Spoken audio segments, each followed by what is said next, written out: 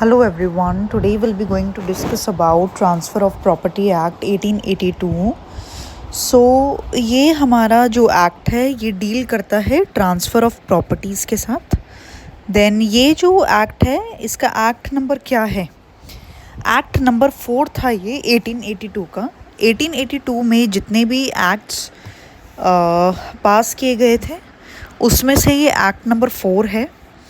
And then हम बात करें तो जो ट्रांसफ़र ऑफ प्रॉपर्टी एक्ट है इसमें मेनली दो सब्जेक्ट्स पे बात की जाती है, दो टॉपिक्स पे बात की जाती है। एक है ट्रांसफ़र और दूसरा है प्रॉपर्टी। ट्रांसफ़र का मतलब क्या होता है? अंतरण।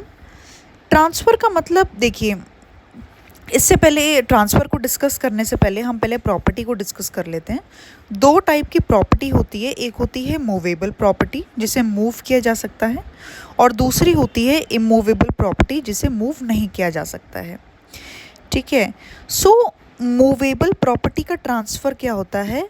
एक जगह से दूसरी जगह पे उसको ले जाना। वो मूवेबल प्रॉपर्टी को भी आप कर सकते हो जो कि मूव हो सकती है, राइट।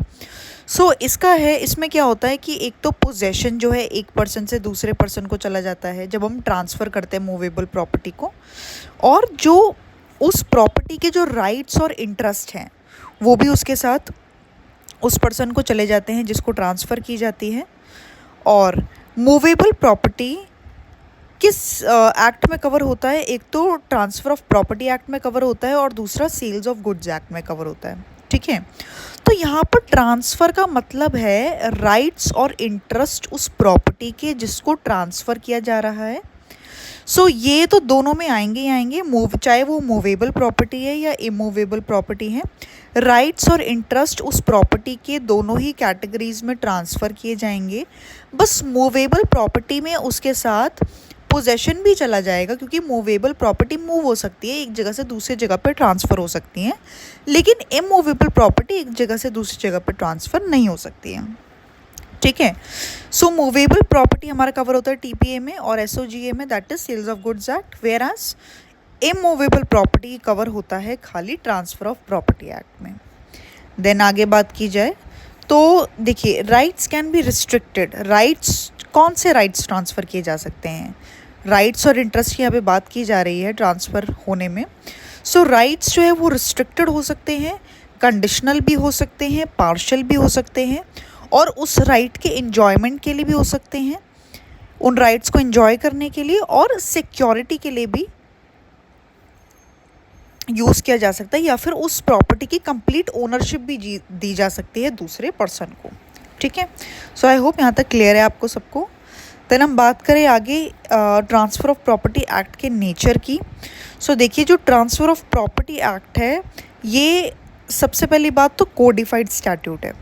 कोडिफाइड स्टैट्यूट का मतलब क्या है? ये एक प्रॉपर कंप्लीट डिफाइंड एक्ट है, कोडिफाइड है, इसीलिए इसे कहा गया है कोडिफाइड स्टैट्यूट।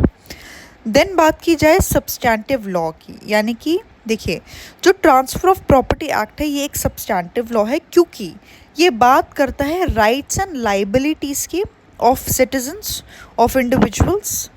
ठीक है। एक होता है लॉज, दो तरीके की होते हैं, एक होता है सब्सटैंटिव लॉ और दूसरा होता है हमारा प्रोसीजरल लॉ। तो जो सब्सटैंटिव लॉ होता है वो राइट्स एंड लाइबिलिटीज़ बताता है, और जो प्रोसीजरल लॉ होता है वो पूरा प्रोसीजर बताता है रेमेडीज़ तक पहुंचने के लिए। ठीक है। जो ट्रांसफ़र ऑफ प्रॉपर्टी एक्ट है ये हमारा सब्सटैंटिव लॉ है। और बात की जाए तो इंडियन कॉन्ट्रैक्ट एक्ट भी सब्सटैंटिव लॉ है, ये भी राइट्स एंड लाइबिलिटीज़ बताता है। प्रोसीजरल लॉ के एग्जांपल्स है जैसे कि सीपीसी हो गया, सिविल प्रोसीजर कोड, सीआरपीसी हो गया, क्रिमिनल प्रोसीजर कोड। तो ये हमारे दोनों प्रोसीजरल लॉज है, क्योंकि पूरा प्रोसीजर बताते हैं कि कोर्ट में कैसे सूट फाइल होगा, उसके बाद क्या होगा, एविडेंसेस प्रोड्यूस होंगे, पूरा प्रोसीजर। देन उसके बाद हम बात करें नेक्स्ट नेचर की, ये जो है बहुत ही इंपॉर्टेंट है, that it is not exhaustive. ये अपने आप में परिपूर्ण नहीं है, इसे दूसरे एक्ट्स की भी ज़रूरत पड़ती है, जैसे कि इंडियन कॉन्ट्रैक्ट एक्ट। देखिए, अब ट्रांसफ़र ऑफ प्रॉपर्टी है, किसी भी प्रॉपर्टी को ट्रांसफ़र करने के लिए आपको कॉन्ट्रैक्ट तो बनाना पड़ेगा, तो उसके लिए आपको इंडियन कॉन्ट्रैक्ट एक्ट को फॉलो करना पड़ेगा, और ये फॉलो करता है सीपीसी को, civil procedure code, Indian registration act को, और स्पेसिफिक रिलीफ एक्ट को। तो ये अपने आप में कंप्लीट नहीं है,